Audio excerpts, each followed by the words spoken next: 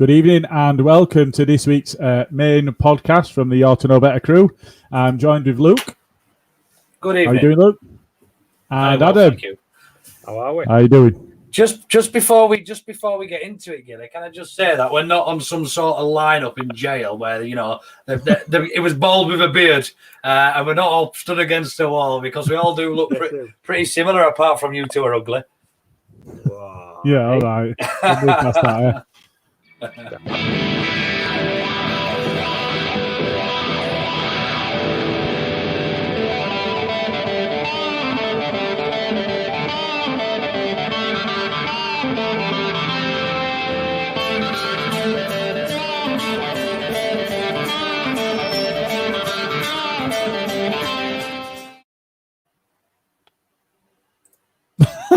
You all right, Adam?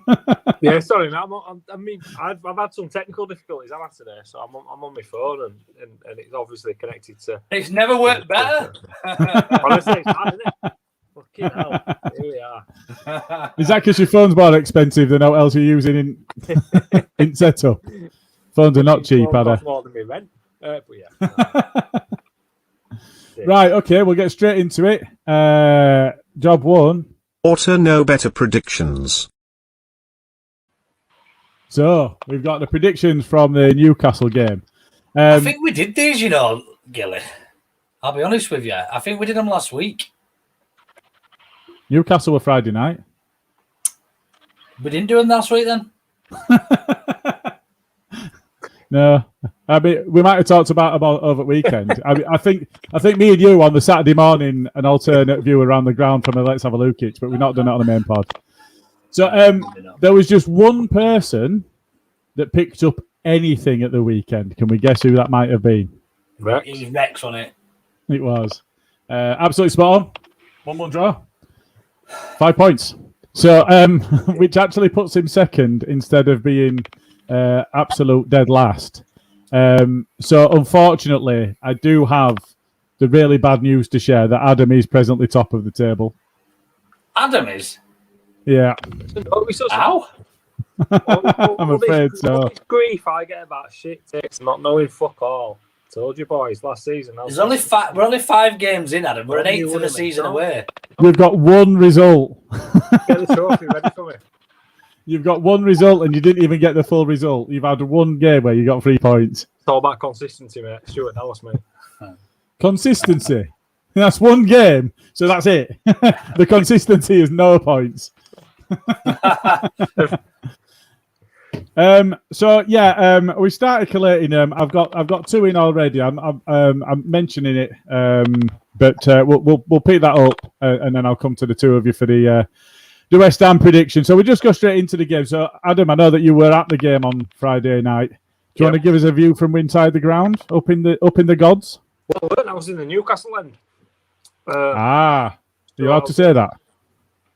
I am now. It's done now. It's a bit late. I hate the cliche game with 2 halves, but fuck me, it was. First half, they were terrible. Newcastle Newcastle are Willock and Maximum.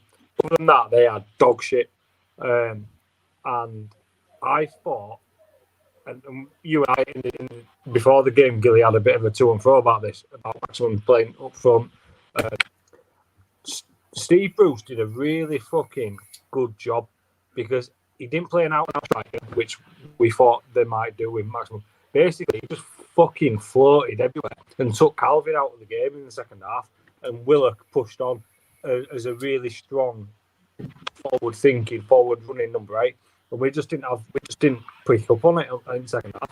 They basically took Calvin out of the game, and that's why the second half was so poor. Newcastle fans are terrible. I was behind the goal for when Leeds attacked in the first half. Saw Rafinha, it was a good goal, but it was weird stadium, weird ground, weird fans. I've got a few mates, Adam, that are Geordie fans and season ticket holders, and I text them before the game, giving them a bit of shit, saying, "Look, we'll look forward to seeing you and that," and they were like, They don't even enjoy going anymore. They just go because they're fans of the club and they hate the position that they're in. They hate Bruce. They hate Ashley. They just go because they've got a season ticket. Do you know what I mean? Yeah. They are a massive club and they've got a real good fan base when things are going all right. And it's similar to what happened to us. You know, when we dropped down the leagues and we were mismanaged and whatever else, we probably had a skeleton fan base. Do you know what I mean? A lot of people didn't go watch these, and rightly so. Who wants to go pay and watch a club deplete itself and give money to somebody that they don't agree with? No, I completely agree, and I felt really sorry because it was a really, really weird atmosphere. There were paper planes fucking flying everywhere. There was one guy. Like, there were fans arguing with themselves. It was proper like. It were quite a toxic atmosphere. Like if I was a Newcastle fan, I'd have felt more uncomfortable. But being a Leeds fan, I just thought it was quite funny. Personally, they were all like at each other. And I spoke to a couple of fans, and they have a real hatred, obviously, of Mike Ashley, which is fully understandable. But I just don't get hate. Is it? Steve. Well, I tried to bring this up, and they just told me to fuck off. Yeah, I mean, yeah, they're gonna do because they feel very strongly about it. But I just think they I don't know what it is. I don't know what will appease Newcastle fans. And there were I don't know if you were picked up on the Sky cameras, but there was somebody tried to run on the pitch in the first 5 minutes and ended up getting nicked on bottom corner. Back corner flag, and I just thought, what are you fucking moaning about? Like you're. I just don't get it. They're weird. They're a bigger club than what they are. They should be punching a lot higher, I think, for the size and ambition of a club, not of the owner. The owner's happy for him to stay in the Premier League and make him money. Do you know? He doesn't spend a lot on players. He's quite happy for that club to finish 17th every year. He'd be happy with that. Now, the ambition of the fans is something similar to that of us, of Leeds fans. We think we should be pushing for Europe every season. Now, to be realistic, it's our second season back. We shouldn't be pushing for Europe on merit. Do you know what I mean? We shouldn't be. I mean, we had a great season last season. There was talk of it a couple of times, but Newcastle have been established. Yes, they've had a couple of relegations and been bounced straight back up pretty much, but they are pretty much an established Premier League team, and they should be investing well within that team. And they should, with the size of that fan base, they should be pushing for Europe. There's no reason that they should be any further back than your Aston Villas, than your West Hams, than your Evertons, and your Tottenhams and Arsenals, and they should be floating around there for me as a club in terms of size. So that's what their problem is with Mike Ashley. I think he's absolutely leeching onto the club. He won't sell unless he gets an extortionate offer. And I think that's just how it is. I mean, I watched it on telly, and it just seemed for me. I mean, you were there, but it seemed a real somber atmosphere. It's weird. It's really weird for a home game. Real quiet. Yeah, I mean, I've sat in a few home games as a Leeds fan, and sometimes you feel a little bit on edge and a little bit intimidated. There, I actually sat there in my ought know better t-shirt, you know, and there was nobody give a fuck. Do you know what I mean? Every time Leeds went forward, I was, you know, up on my seat. When Newcastle equalised, I was the only one sat down. It was very evident that I was a Leeds fan, but nobody really cared. It was just, it's a really. Did we see you fighting? Did we see you on video fighting outside KFC later on? Nah, it was but yeah. Anyway, did you punch any horses? Yeah, punching horses. But it's a really weird thing. Like, so I think, I mean, I know it's a Newcastle topic rather than a Leeds topic, but you know, it's kind of relevant. We did play against them, and we've had shit ownerships as well. They've spent, you know, they talk about not getting investment, but they've invested in the side. So, all right, it wasn't necessarily the best investment when you spend nigh on £40 million on Joe Linton. No, I mean, I'm going back over several seasons. You know, Joe Willock cost them more than Dan James cost us. If Dan James cost us 25 to start off, or what have you, plus add-ons. He's a really good player. He looks all right. I mean, Sam Maximum cost them less than Rafinha cost. He was 16 million. I mean, yeah, they overspent on Joe Linton. For a established Premier League team, they should be spending more than we're spending as a newly promoted side. If So they, we if they have that overspent, ambition, didn't we, when we came up? if their club had that ambition, if Mike Ashley, their owners and their board had the right amount of ambition, they should be spending more than what they spent on Sam Maximan, on Joe Linton. Joe Linton maybe not. I think they obviously are well overpaid on him, but just it's not comparable, is it? When you look at the top sides, your Spurs and your Arsenal, and the money they're spending, albeit it's not really working for some of them, but that's just the nature of how it is now. And to be a successful team, you've got to have the best players, and to get the best players, you've got to pay the right money, and you've got to spend a lot of money nowadays. And you're right. The ambition of the owner does not match the ambition of the fans, but the ambition of the fans is effectively built on the mess that they made of money in football in the 90s and early 2000s. It was Newcastle and the scum that ruined the game and actually set it up for the likes of your oil and oil money to come into the game, because they were just spending and spending and spending. Newcastle were the top spenders 3 seasons on the bounce in the Premier League. Nobody cried. Their they fans weren't crying when they bought Ferdinand and fucking Shearer. Do you know what I mean? Broke the record. Yeah. So, they were in a position where they were overspending a lot. And then they dropped away. They didn't suffer the way that we did in terms of the overspending and then the after effects. But they did suffer after it.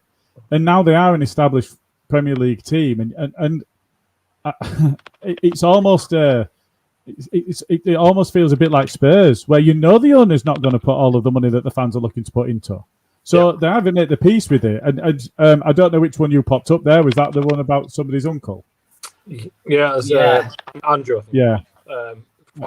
If Ashley don't sell up within the next 12 months, but they're not. Then they're not in a position, because the people who want to come in, there were a load of channels. I think it's DCL. I think that's that. Is it Amanda Stavely or Stavely or something? She's sort of spearheading that, and has been for a number of years, from what I understand. But they've got links to Qatar, and there's all sorts of human rights issues there. So I don't really know what Mike Ashley can do. Because it seems to me that when Newcastle are ready to be sold, about to be sold, somebody vetoes it. Do you know what I mean? So I don't. It's the Premier League, isn't it? They think the Premier League's corrupt. He got a good offer, didn't he? I think he accepted the offer, but then was it fit and fair purpose? What do they call it? Yeah, because there was something to do with somebody. I don't know. One of the directors chopped off somebody's hands or something. It'd be something bollocks. But, I mean, to be fair, that's not bollocks. That is something that we should look down on. Of course, don't cut bits off people. But do you know what I mean? But it's. I honestly don't know what more he can do. And we're saying that, like, he bought in St. Maximin for 16 million. I said it while I was there to Newcastle fans, and I said it to Leeds fans in the pub afterwards. St. Maximin, the way he plays, is what we should get from a £27 million Rodrigo. St. Maximin is an absolute, for 16 mil, what a player. I mean, you're right, but his problem is he's made of biscuits, isn't it? Rodrigo. How many games you got? Rodrigo's only played his second 90 minutes in a I didn't do a comparison with him. Yeah. I didn't compare him with Rodrigo. What I'm saying is he ends up at an established Premier League team that's not challenging for honours because of that. Yeah. Otherwise, if you were confident that you could for 3-4 seasons in a row, every week on the bounce, expect him to be available for you to play, he'd already be at a top 4 time. I was going to say he wouldn't be in Newcastle, would he? No, I agree. No, exactly. They wouldn't have got him, and he certainly wouldn't have been that price. So, but it is difficult to see what more can be done. They've got an owner there that is investing. All right, he's not investing where the fans, to the level of fans wanting to invest in. But I don't think that is something that is, can you really be critical of him when he's made it clear that he wants to sell? He's not. What he could do is sell San Maximin and put it in his back pocket, and he hasn't. There's things that he could be asset stripping the club and then walking away and getting his money back that way, and he's not. We've seen what real bad ownership is. He's not a Bates. He's not a Cellino. He's not a Ridsdale. He's not mismanaged it. He's kept him in the league. So for me, I don't know. I think there's a lot of hubris on the part of the fans where actually they're expecting more than is realistic. Maybe I think so. Yeah, that's my view of it. Yeah, no, I think so. And I think it's ironic that most of the Newcastle fans I saw were wearing Lonsdale trainers that they got from Sports Direct. So I don't know what the fucking to be honest. So there you go. Anyway, so we can move. That's a little bit too much. Yeah, we could probably do a full episode on mismanagement of Premier League sides, but yeah, a little bit too much Newcastle for a Wednesday night. Might as well, Luke. Fucking hell. I know. Do you know? Are we going to mention that? Is that Pablo's top? Yeah, it's Pablo's top. There you go. Yeah. So Luke, I'll come to you. So it was a cup game last night, and you had the pleasure of being in the stadium to talk us through what that felt like. Yeah, man, it was really, really good. Just a great atmosphere. You know, I met up in London with a few people mid-afternoon. Leeds fans everywhere, as you could probably expect. Went over to Hammersmith, had a few more beers. Was meant to be meeting somebody for a ticket, didn't make that. Lost my train ticket, had to jump over bloody barriers and stuff to get home. But yeah, inside the stadium. My knee's fucked today, but honestly, both of them are fucking fucked. But yeah, look, it was a great away day. One of the better ones of recent times, I think, for me, certainly, for a long time. Everyone was just buzzing and enjoying themselves. For it to go to penalties as well, it just, that extra sort of 10, 15 minutes in the stadium and that extra anticipation as to how's my night going to end? Is it going to end with me, drowning my sorrows or actually in a half decent mood? But look, some great songs as well. Some of the old stuff. Glory, Glory, Leeds United had a run out a few times. Leeds United Calypso. Some proper songs that I haven't heard for a while, and then the new one as well, the Follow, which is really taken off. So great away day. Enjoyed it thoroughly. Can't wait for the next one, and it was good to see, good to get the result, and good to see some old faces as well. Cool. So Adam, we come on to the actual game. How do you feel it went? Carabao Cup, innit? I don't think it went particularly well. I don't think it went particularly badly. I think if we're really honest, we wanted that bed. I didn't see this. I'll start off by saying I didn't see any of the first half. I saw the whole second half, but I just we were better the first half. Do it. I think we probably were. Yeah. I just thought it was a typical cup game. I thought. There were certain players who shone, certain players that you'd expect a little bit more from, and some players that, like Dan James, for example, there was a couple of times I went, fucking hell, like, he does look a good player and it looks like a good signing. I thought Rodrigo had a good bit of play. It was all right, wasn't it? I don't know if you noticed on telly, I don't know if you noticed on telly, but we seem to be looking a lot for Dan James's pace, and they had quite a tough. I forget who played right back for him last night, but they had quite a big right back, and the ball was. It wasn't getting much success. Dan James in the air, which is not going to. Do you know what I mean? He's 5 foot nothing. Cyrus Christie, I think it was. Yeah. So, but it's good that they recognise that they've got that additional out, you know what I mean, that additional option, but it just didn't go right, and I'm sure it will. I'm sure we'll get it right, and I'm sure it's something they're working a lot on in training. It is releasing Dan James's pace, but it was quite evident being inside the stadium that there was a lot of wayward passes going in his direction in the air. Was it obvious on telly?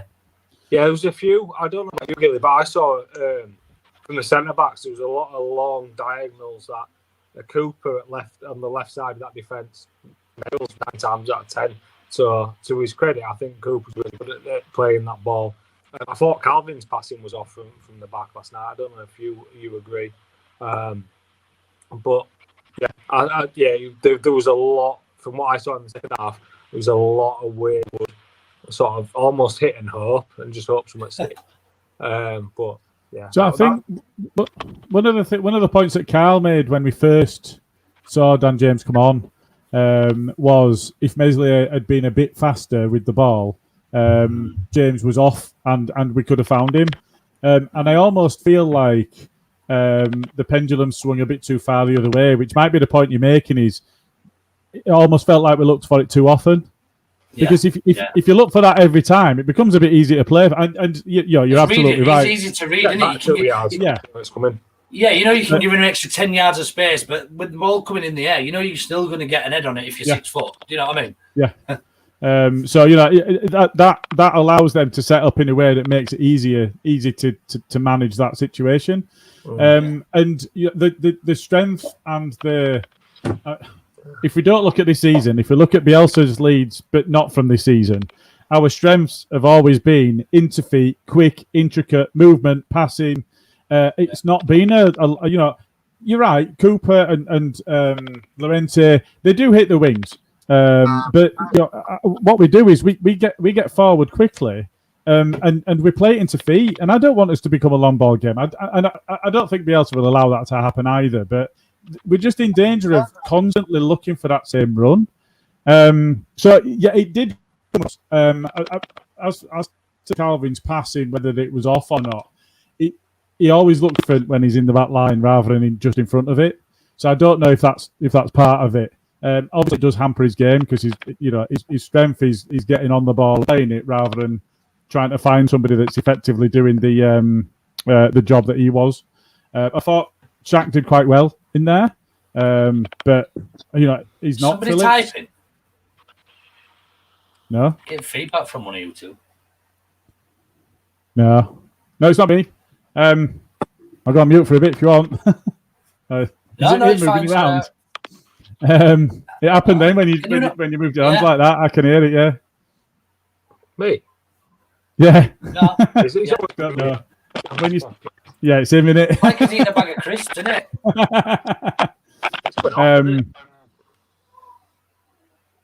Someone's typing. Nobody's typing. I swear. It's not. Well, it's not me anyway. And he's on his phone. Right, I've muted him. Yeah, I was gone.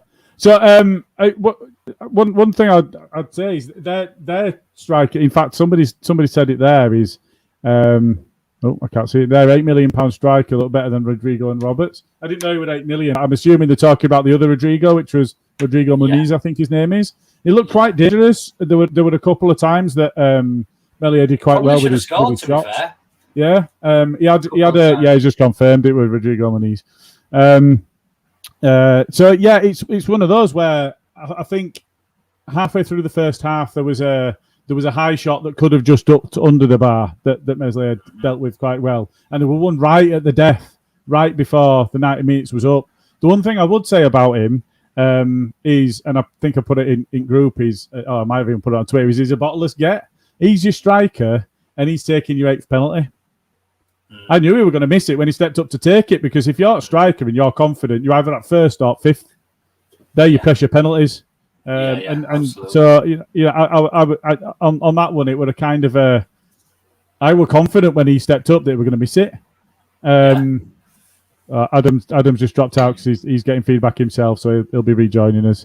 So yeah, it was a strange one, because you think a striker's going to be wanting to step up and wanting to get put his name on team sheet and so yeah, like I say, I was a bit I was a bit confident. When you were in the stadium, could you see what Meslier were up to during the penalties? Because it was at the opposite end, wasn't it? The actual penalties. It wasn't in front of the fans. Well, I couldn't see his face or anything. I could see him moving about on the line and pointing one way and then sort of diving. But it was, obviously couldn't see any facial expressions or anything like that. But one thing which was obvious, I don't know if you could hear it in the stadium, was even though the penalties were being took down the other end, we were making more noise. We couldn't hear anything. We couldn't hear anything. Every time they got the ball, put it on the spot, the noise was coming from Leeds. Every time Leeds scored or missed, the noise was coming from Leeds. We just couldn't hear Fulham at all. So you were in there. So you probably it wouldn't have mattered how much noise Fulham were making down the other end, would it? Because you wouldn't be aware of it, because all the noise was being generated by you. But that's exactly how it came across on telly as well. There was nothing from Fulham at all. There's no movement, even in the fan base. They're all just sat down and that.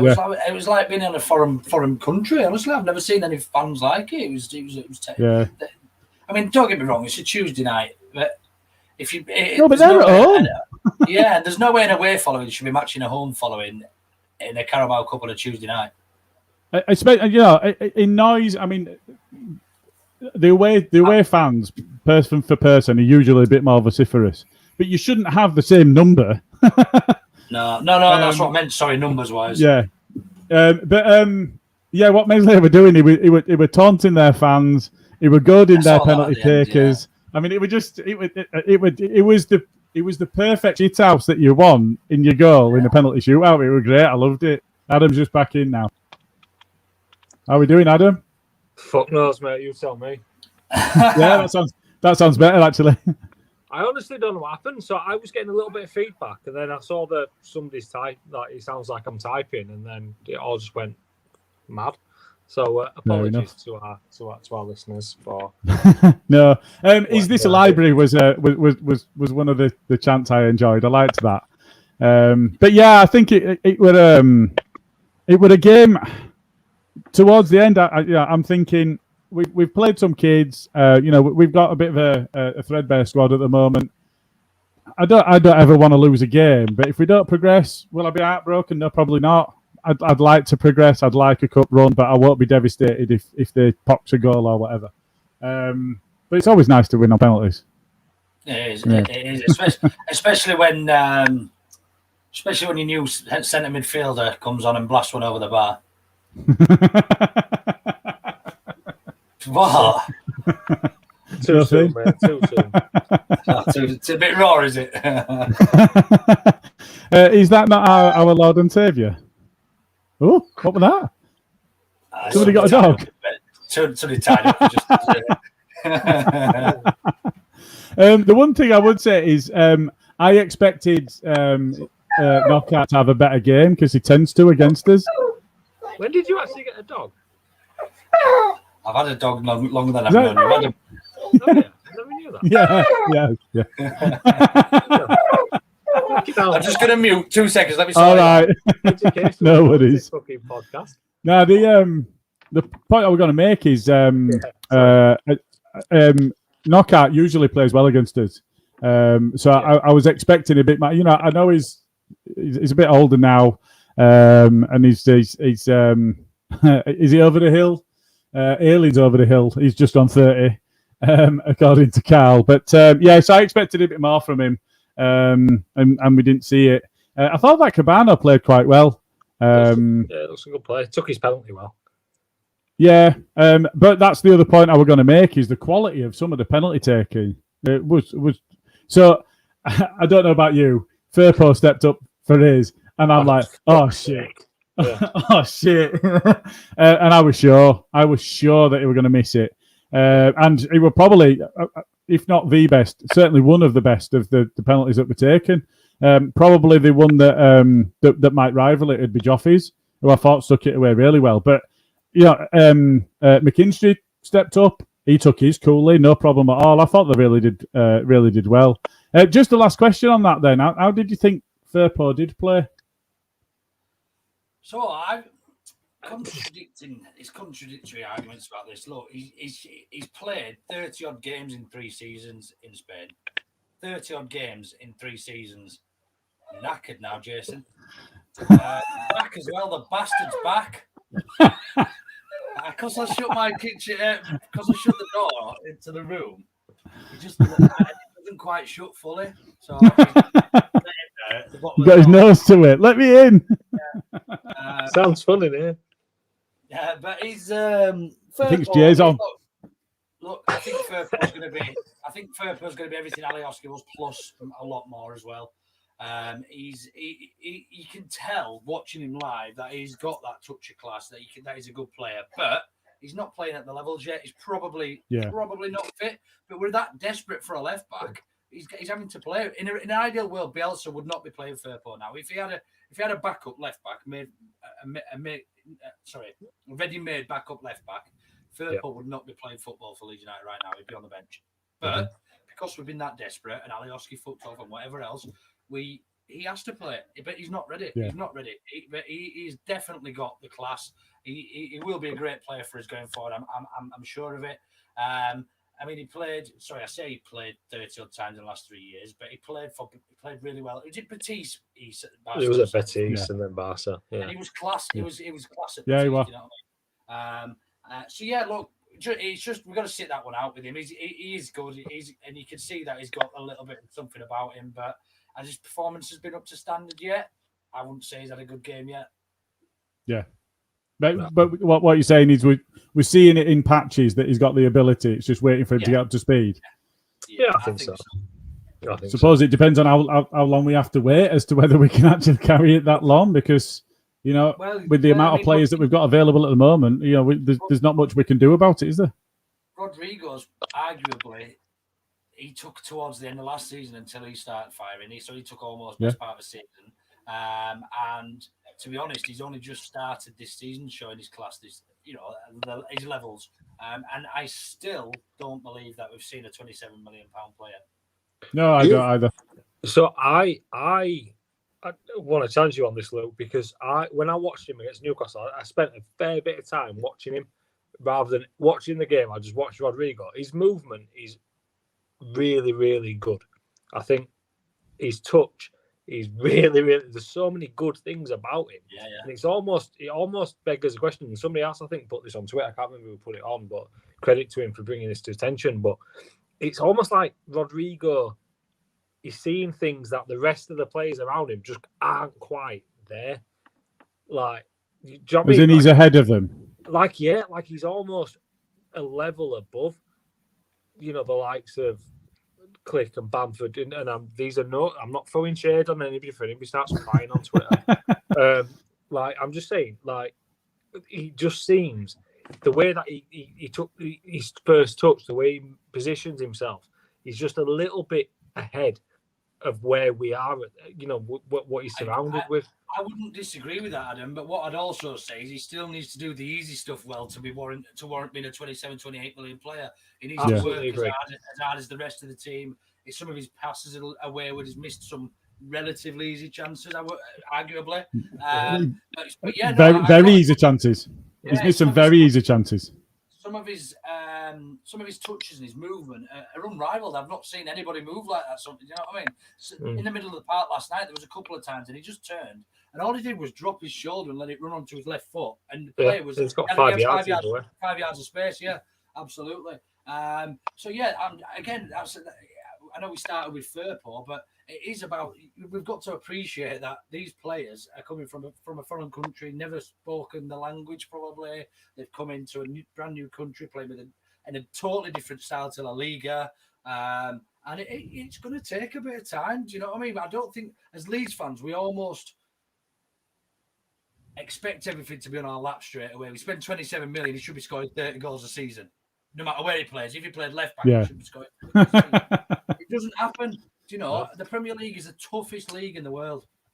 You cannot come to a club, to a new country, and fair enough, some players do, and they do take to it, but it doesn't happen that often. You see the amount of horror stories that you see for players going into the Premier League, and they've been absolutely gash or been labelled a flop, and they've been spent a lot more money on than 27 million for Rodrigo. So yeah, we've just got to bear with him and get behind him, man. It's, you know what I mean? It's a good time to be a Leeds fan. Get a bit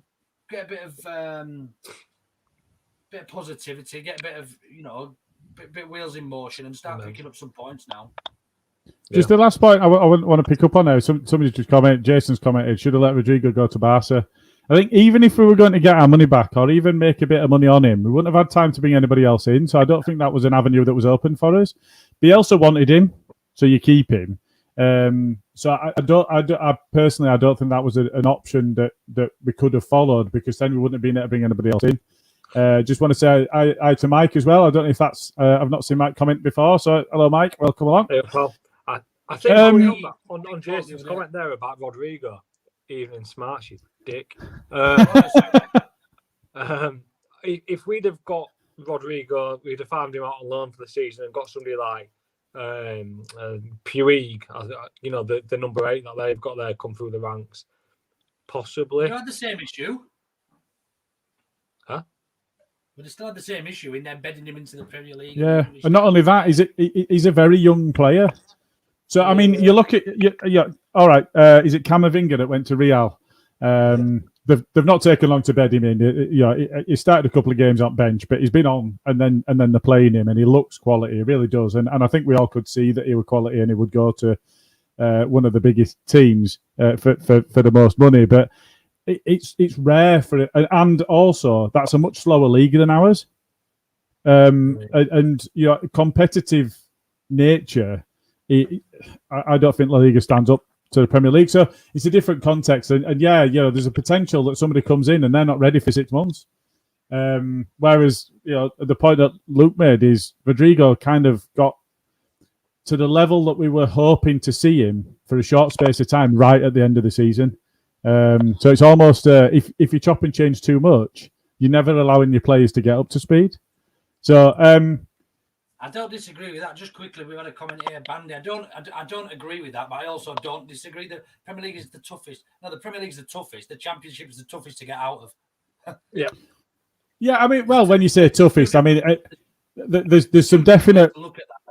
Yeah, I mean you've got to be tough to be able to play in the Championship, haven't you? To get out of the Championship, but the Premier League, the level of player, and they get so little time on the ball in the Premier League.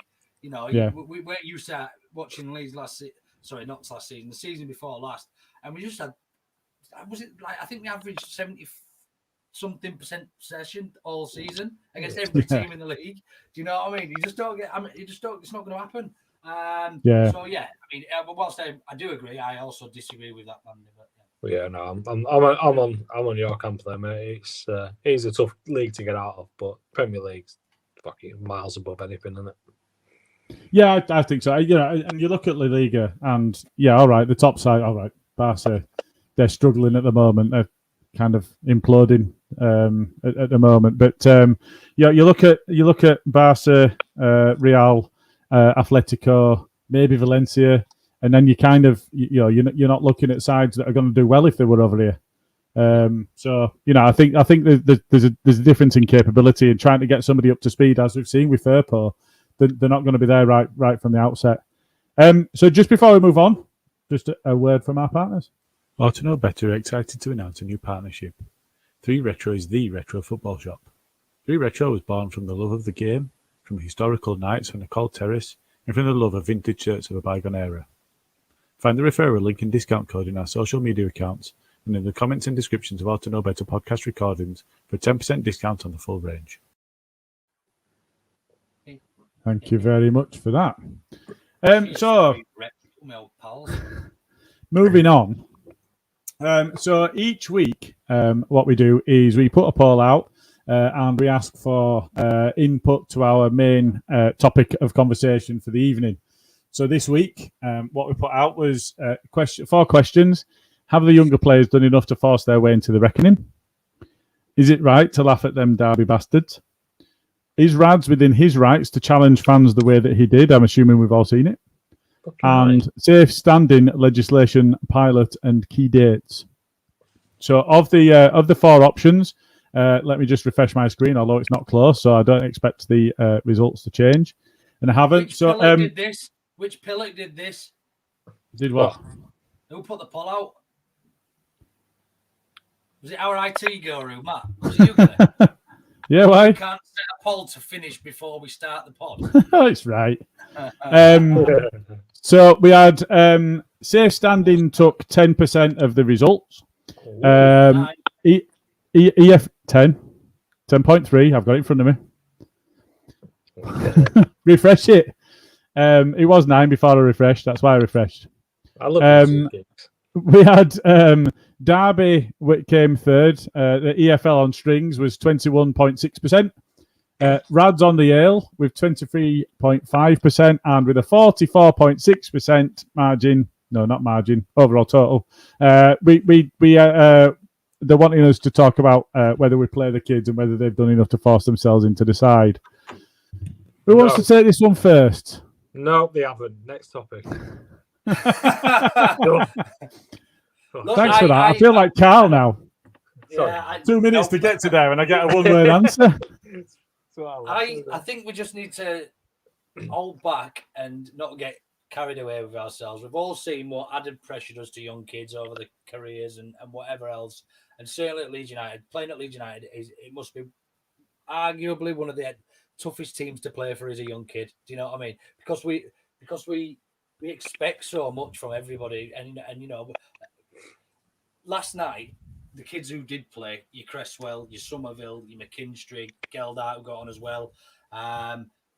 They played all right. They played well. Cresswell was strong, but we've got to take it with a pinch of salt. We're playing Fulham's second string 11. Fulham are a Championship side's second string 11. So I say second string. It was a mixture of their first and seconds, and it was a mixture of our first and seconds. But we just need to. I just think we need to relax and take a step back. I've seen tweets about today about Cresswell should be. That Cooper's now fifth choice centre back because Cresswell had such a great game last night, which I find that quite. Were that Jay? No, I'm going to say Jay. Put your foot down there. Oh, smarty. Jay. But even so, you've got a seasoned professional in Cooper who's an actual leader of the team who's done it now at Leeds United for a long time, and you've got a young kid who might be the next Maldini. We don't know, but we've just got to sit back and take a breath. I'm all for these young kids getting their opportunities, and they're the types of games that they should be getting those opportunities because we don't want to overwork them or put too much pressure there. And I just think that just give them a bit of breathing space and don't pile that pressure on them too young. If they're going to make it and be great, they will make it and be great, and time will tell. We don't need to rush anything. Is the angle I'm coming from? Yeah, it's a fair shout. I think you're right. I think let's be perfectly honest. Cresswell had a good game, great game. In all fairness, probably man of the match from Leeds' perspective. Somerville, I personally, and I was excited to see him. I was excited when he came on at Newcastle. He didn't do fuck all. I was excited last night. Didn't do fuck all. He's miles away from what we want him to be and where he is, are very fucking different. We want a young lad to come on and be fucking world class straight away. These aren't world class players. They're a mile a fucking way from where we expect them or where we want them to be. Geldart came on, did fuck all. Let's be honest. Didn't get a touch. Didn't Jack me? Yeah. Great penalty though. Great penalty. Great McKinstry penalty. looked all right, man. Do you know what? Best of them. Just a point on Gellart's penalty. He'd missed his last two. Never. Takes some stones. Yeah, Bielsa mentioned it after the game. It takes some stones that to stand up and lash it with that accuracy and that power. Takes some stones to do that. Yeah. And he, if we're honest, we all think he's going to be the main one. He's going to be the one that breaks in and breaks through. But we can't be sat here going, oh yeah, play Cresswell instead of Cooper. Yeah, play Somerville instead of fucking. What, against West Ham? Yeah, Antonio. Yeah, different ball game, isn't it? Fucking Different ball game. Nonsense. So all this, let's play him in the first team. Stop it. Just stop it. It's fine. Just put him against him. It's an easy game, that. Fucking if there's anybody I trust more to embed youngsters into a first team setup, it's Marcelo Bielsa. Yeah. So when they're ready, they'll be ready. But Bandy's just made a great point, and I as much as I hate the cunt. Oh, there we go. Ding ding. And you know what? I've heard conflicting stories about Alan Smith, but either way, he still went to Scum. I think the point there is right at the start he came on and scored with his first touch, didn't he? I said this a couple of weeks ago and got lambasted for this, so thank you, Bandy. But I think he's right. You know that when you've got a special player, a James Milner or an Alan Smith or a Wayne Rooney or, and they're 17, 16, 17 years old making Simon the debuts Walton. in the Premier League, you just know. Simon Walton. Ty Johnson. Big Si. But yeah, we don't have players at that level. we can't afford to buy players at that level because they get snapped Yeah. up so young now for mega money. So what we're trying to do is find the best of the rest, and to do that, we're spending arguably too much money on youngsters, but to find the best youngsters. And then what we'll do is we'll make a bit of profit on the ones that probably won't make it, and we'll use the ones that are good enough to be a squad player or go on to do bigger and better things. But yeah, I think in terms of where we're coming from on the poll, we shouldn't be replacing any of our first 11 with a youngster.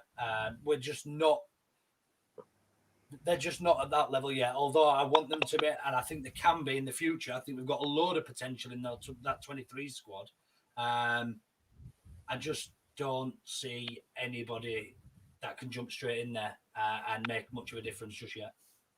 No, that's fair. And I think early on in our life as a podcast, I think we spoke quite effusively in our praise about the under-23s based on the fact that what Bielsa had done is create a platform for them to operate in the same way the first team does, so that when they do get their opportunities, it's expected that they know the patterns of play, they know the shape that they're supposed to be in, they know where they're supposed to be in at any given time.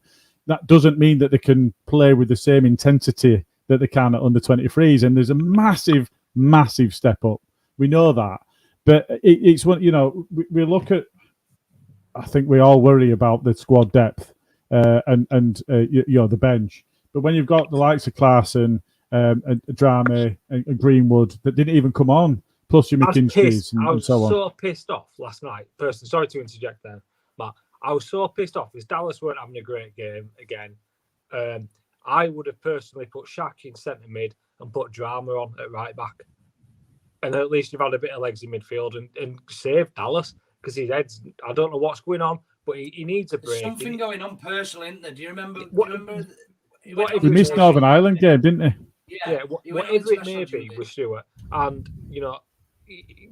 if you've got players like you said, Greenwood didn't even get on, Drama didn't even get on, but Dallas played the full 90 minutes. I don't get it.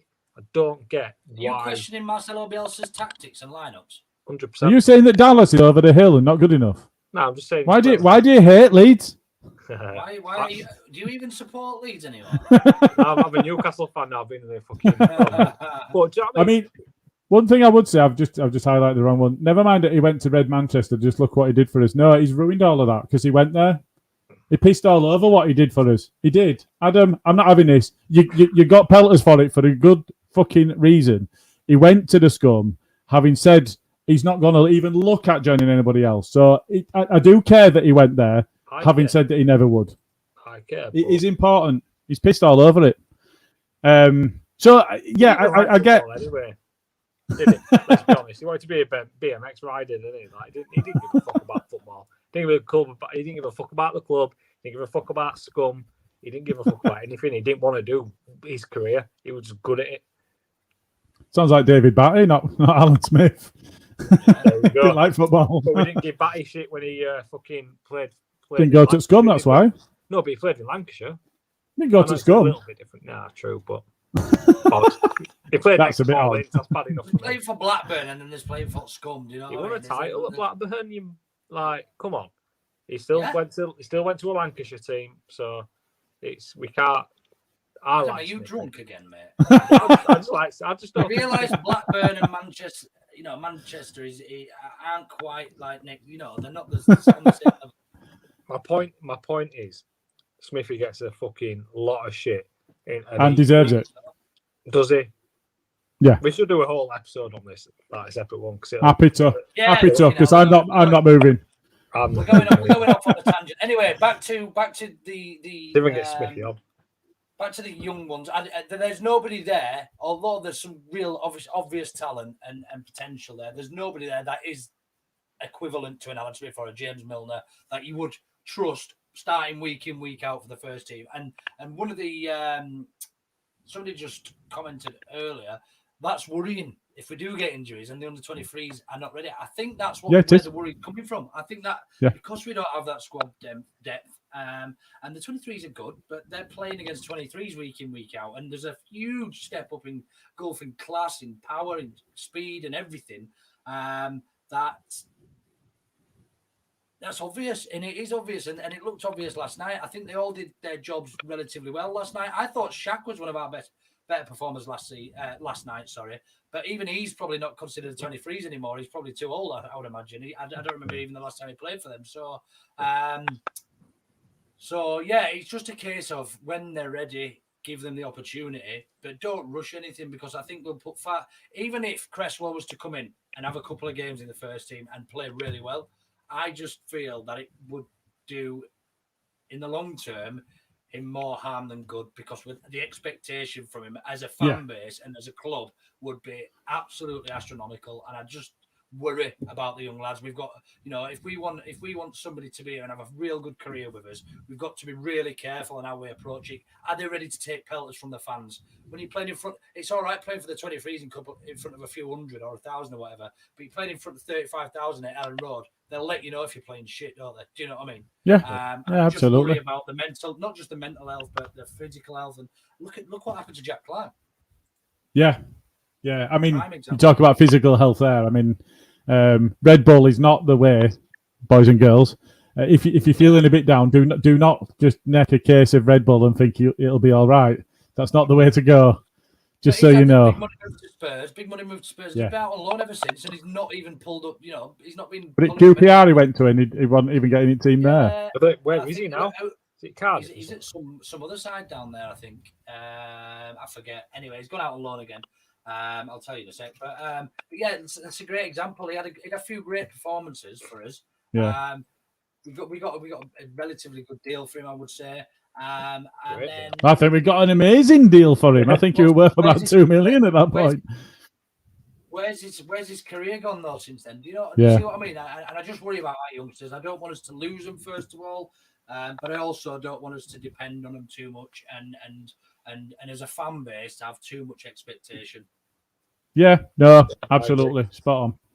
Okay, we're in danger of overrunning, so just want to move us on. So we just take a look at our next game, and we'll run straight into the hot topic. Oh no, hang on a minute, I've knackered it. What I should have been doing is the hot topic. Can I still hear music? The way I should have done it, eh? Can anyone else hear music? No. The voices, mate. There's no music on it. It just says the hot topic. It's coming through my computer. What an idiot.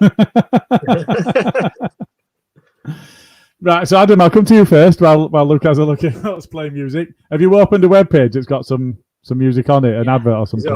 It's got some market. I hope it's not that smooth jazz from those 80s videos that you had open earlier. So, more of them, please. Adam, yes, mate. it is. Oh, and actually, we're in a position now where we're going to get a winner. There's no draws today. There were normally 4 of us. So, Adam, Yep. Agent Moyes, ex-Scum. You see. Where are you going? Stoke, Jack Clark. Stoke, yeah. Stoke, fucking hell. The mighty have fallen. Leeds legend or a scummer? I've got to go Hockaderma. You'll be forced into anything, Adam. I know, I don't want to. He never played for the Scum. I fucking hate this so much. Every time I hate this. He never played for the Scum, though, did he, Adam? No, he didn't. He managed him, and he did a poor job for him. And he did a very poor job. He did a very good job for him in the context of he got about a 20-year. He got about a 20-year contract. Money off him, didn't he? He's still probably getting paid now, by the way. Yeah, he's probably still taking money out of their pocket. Good. Aye. That's good, but he did do a good job for him, because who were ever going to go in there and actually get success? Is it your goal? The job he did. Yeah. Am I host? Oh, yeah, good point. Come on, Adam. Yeah, do you know what? I'm going to go proper football brain again, because I fucking hate the Hawk. Moyes, listen, I like Moyes. I'm sorry, I've got to accept your first answer. No. I think Moyes is a decent manager. He seems like a good bloke. He didn't go mental when Zaha were ploughing his daughter. So Like, do you know what I mean? He's one of them lads, and he go, "Fuck, I'm in trouble here." Like, because you found his daughter, and then he just went, "That's all right, 2-week fine." And you're like, "Ah, I can take that." So for that, Didn't you ship him out then? you are, yeah, that's Yeah, shipped him out, didn't he? Oh, he sent him back to Palace, didn't he? But yeah, he now has to play for Palace. He's got no choice but to play for Crystal Palace, and you don't think that's a punishment? Yeah, maybe. But I mean, until they signed Eze, or however you say his name, he was the only player they had. Yeah, that's a good point. Nah, fuck it, Moyes, fuck the Hawk. Dickhead. Yeah. Fuck's sake. Luke. So, Matt, I'll go now. And the reason I'm going for this is because I do think like a football with a football. Oh, for fuck's sake! Don't you try and tell me this. No. It's because you lot try and think with your Leeds hearts and think, oh, better dead than red and all that sort of bollocks. Better dead than red is how we should live our lives. That's to be because, fair, because I'm thinking for the future of Leeds United. Look at the job he's done at West Ham. Honestly, you cannot deny the job he's done is a good job. Now, absolutely. Same to be said at Everton. He's done a great job there. Would you rather he was in and charge of you, or would you rather David Ockadale was? Do you know? Let's be sensible about it. David Ockadale. Yeah, Agent Moyes all day long. You pair the scabs. I can't cope. You pair the scabs. He's a fucking scummer. He ain't, though, is he? Oh, he's lost his shit. He's gone. That wasn't obvious at all. I wasn't ready for that one. Pair the scabs. We'll have to move on because I can't bear. No, can you give your justification though, please? Yeah, because the Hawk's not a scummer. Yeah, but no. What do you mean? Yeah, but no. The Hawk's not a scummer. What he's also saying is he didn't like Gordon Strachan because we signed him from Man United. Moyes isn't at Leeds. No, he's not. But what we're saying is if he was. So, yeah, but he's not. That's put a cat amongst the pigeons, hasn't it? Hasn't it? No. Eh? No, it hasn't. It hasn't at all. Look, there you go. Shut up, Brent. I thought you were sick. Yeah, you're not sick enough to watch, are you? But you can't come on. Yeah. Okay. For your new fucking eye watch or whatever it is. It's like having with the Hawk and Moyes, it's like having Super Nanny look after your kids or the McCanns. You can't call Moyes McCanns. That's well out of order. Well, which one would you want? Want to take you on a pre-season tour to Portugal? Oh yeah, we've got another one here. Dan James. He's at Leeds. Yeah, he's at Leeds, so now he gets support because he's at Leeds. No, would I have chosen him to come in? No, I wouldn't have. Yeah, but I wouldn't have chosen Dan James to come in. Would you have not chosen Strachan then either? Well, we got Strachan. No! We've got Dan James, so Dan James gets support, but I wouldn't have chosen to bring him in. What about Danny Pugh? Oh yeah, Danny Pugh's a ledge. Can't say anything about that. Jackson. I actually could get Danny Pugh on this. I think I've got. Let me speak to you this after this, boys. I've got a story about Danny Pugh. Anyway, just to focus on this just for 1 second. The McCann's comment was not a comment from the podcast. That was just from Adam. I assume, just for anybody that's listening. Not getting much anyway, fucking hell. They get a broken laptop and a bit of humour. Broken laptop and his broken headphones. I'll break your head in a minute. Moving on. Thank you, guys. We'll look at the upcoming fixture then, and Mikel Antonio is available for the weekend. He wasn't in the squad tonight. So that's an interesting one, and I've not been able to keep an eye on the scores, so I don't know how they're doing. But they were beating the Scum when we first kicked off. I don't know if either of you have seen. I've not. It still says the. What is that? Actually, the Scum is still down. 73 minutes in, it's still 1-0 to West Ham. Is that David Moyes beating the Scum? Yeah. Oof, yeah, what an agent. Wow. So Wolves have pegged Tottenham back. I think they were 2-0 down. It's now 2-2. Millwall were losing to Leicester. Arsenal beating Wimbledon 1-0 and Brighton beating Swansea. Chelsea and Villa 1-1. So, yeah, just to look at the upcoming fixture then. So, they didn't have Antonio for the last scum game. They did have him for tonight, but didn't put him in the match day squad. Are we thinking about how they'll line up at the weekend? Luke, I'll come to you on that one. Look, they're a real strong squad, aren't they, at the minute? And he's Moyes has got them playing really tight and a real tough to beat team they are. I think West Ham. I think we've got to obviously go for it. Home game, and did we take 1 point off them last season? I think did we draw with them at home and get beat away? Yeah. Oh no, they beat us at our place, didn't they? Beat us, Suchet scored, didn't they? Yeah. I can't remember anyway, but no, look, they're a tough team to beat for anybody who plays. He's got them, as I say, he's got them playing real tight. They don't sort of concede many. Antonio back for them, dangerous as fuck. They've got obviously Bowen playing well at the minute as well. Throw into the mix Ben Rama. Yeah. And Berahino, I don't even know who he is. I don't think Berahino's there. He used to be at Chef Wednesday. I think Ben's been Rama, yeah. Rama, yeah. Look, they've got some real good players, real tight. Declan Rice, like for like with Calvin as well. Do you know what I mean? So that almost nullifies or neutralizes any advantage we would have had in terms of that position. So look, I think it's going to be a tough game. Heart says, head says type situation in it. Do you know what I mean? I'd love for us to say that we were playing real great football and that we'll give them a real good game and potentially beat them. But I can't see anything. I think at best we can hope for a draw. Yeah, I agree. Yeah. So, Adam, I asked Luke about how West Ham might line up. How do you think we're going to line up from the weekend?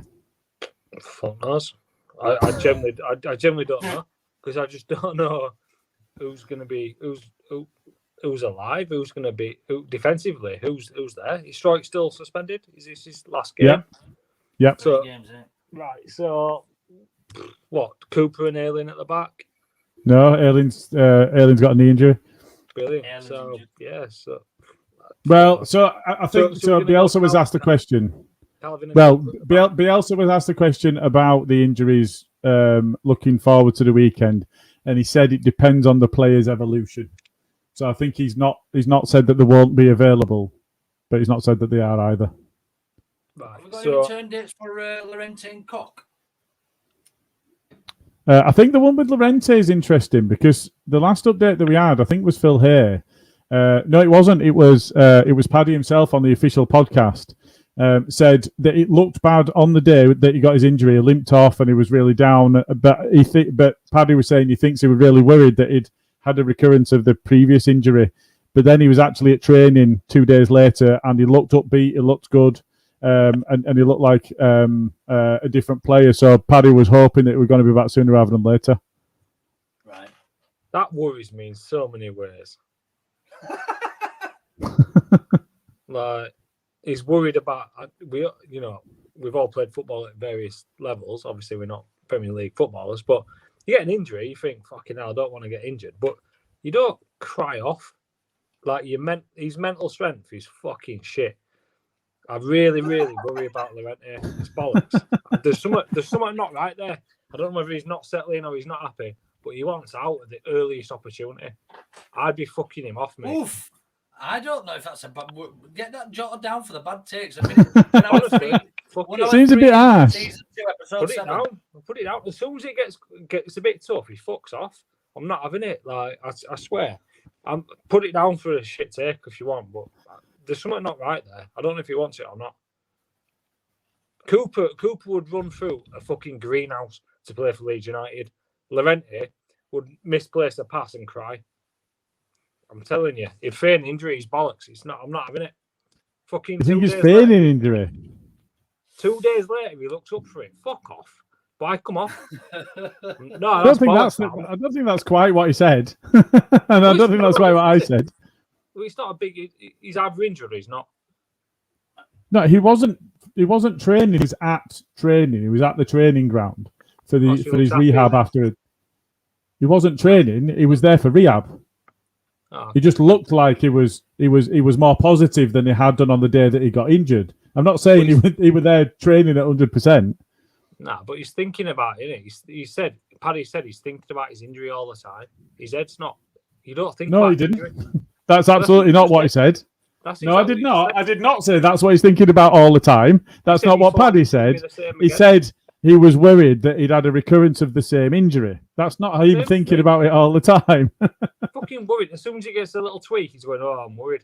Fuck off. Just play through it and get gone. Cooper would play through an injury to play for Leeds United. Llorente wouldn't. That's the difference. Okay. I think that. Do you know what? I think that's unfair. I think he's fucking put his body on the line more than enough times to warrant a. I warrant a bit of a better support. I think is probably a better way of putting it. But I do think I'm not having it. Fuck off. I think he's made it. I think mentally he's not strong enough. Do you recognise who it is that you're speaking to, Luke? Luke, this is Adam of the Shit Takes. No, Alex. I'm not having it. No, he came off against Betis in the friendly. He got dicked. Well, you don't want to risk yourself in a friendly. What's the You don't wanna problem with risk coming yourself off in a friendly? proper game either. No chance. Nah, I think you might be eating your words on that one, Adam, at some point. 100%. 100%. End of the season.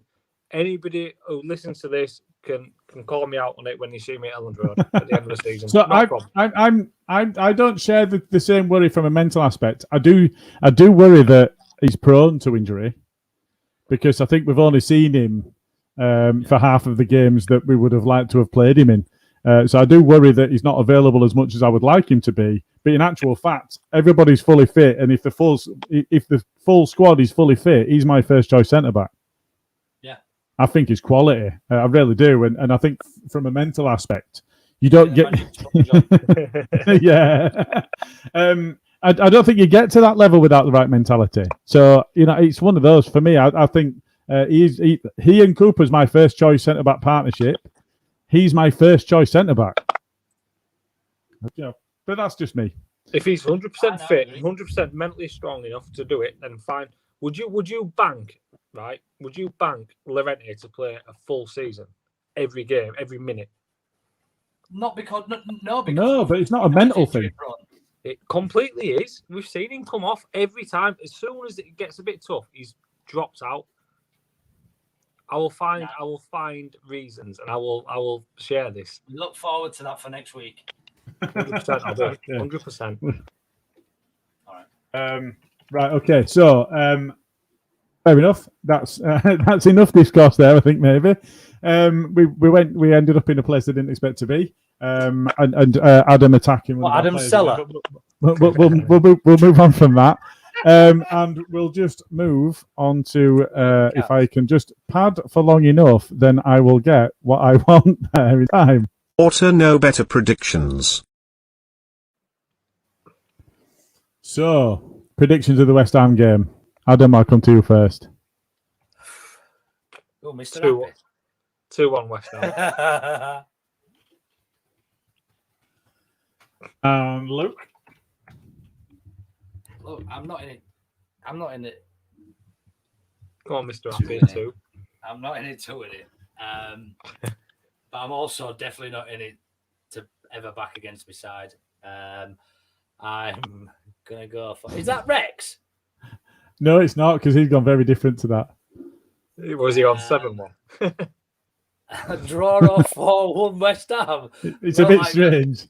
Yeah, I'm going to go for a draw because I think that's the best thing we can get out of it, being realistic. The optimist in me wants to say that we can probably steal a win, and after getting the win at Fulham last night, then there should be a bit of positivity going around the dressing room and that. I don't know, what are you laughing at? Yeah, it's all right.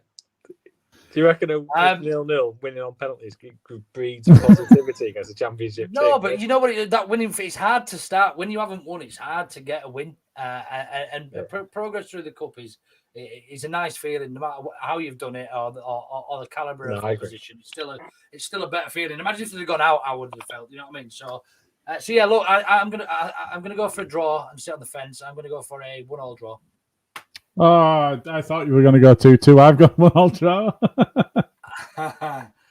Yeah, 1-1. I like Jason. He's a good guy. Yeah, I've gone 1-1 draw as well. So we shall. Yeah, I've gone a 1-1 draw for exactly the same logic. Is I can't see us getting a better result than that. Yeah, they're a good side. They're well drilled. They've got good players and they've got effective players. And I'm really struggling if we don't have Paddy. I'm really struggling to see where goals are coming from. So I don't think it's going to be a high scoring game. If we can limit them, great, fine. We'll potentially get something from the game. But yeah, it's going to be. Jason, just give it a bit of logic. It's either something reasonable or we blow it. Do you know, first 10-15 minutes is going to set the scene, isn't it? Bren's gone for one as well. Hang on a second. Let's have a look. Tell me to jog it off. Bren, can you tell us again rather than making us scroll through? What we're going to say. Fucking hell, Bren. What do you think it is? 2-0 West Ham for me. He's gone 2-0 West Ham. That's why I don't want to say it again. New watching, he thinks he's royalty, doesn't he? Oh, go find my scores. So now that we've all predicted, I will let you know. So Rex went 2-0 as well, and our fans' prediction this week comes from We All Hate Jay, which is something I love saying on this pod. Who went for a he went for a 2-1 West Ham. So interestingly, out of 5 people so far, 6 people so far, not one person's predicted a Leeds win. We'll probably go and beat them and play the best football we've played. We're going to win 5-0 now, aren't we? Fucking hell. Yeah. I hope so, because all you scabs will end up on -5. So yeah. I mean, me and Luke will be all right. We'll be top, having scored no points all season. Everyone else will be on minus. Hey, we play the derby way. Try and get back on fucking 0. That we're going to draw things to a close. So, anything else that we've not mentioned that you'd like to? Anything coming up? Anything you want to tell us about? Don't forget, we've still got the It Was Beautiful book signed by Philly prize running. So do look on the socials on Twitter for that. I've retweeted it a little earlier today. The instruction of how to enter and whatnot. Signed book of It Was Beautiful from the man himself, Mr. Phil Hay. So yeah, do have a look through. I think it's just a case of whatever they call it, subscribing and all that bollocks. Yeah, subscribe, like, do all of that shit. Yeah, some of that shit. Adam, anything else to add? Fuck all for me, Matt. Yeah, we're getting used to that.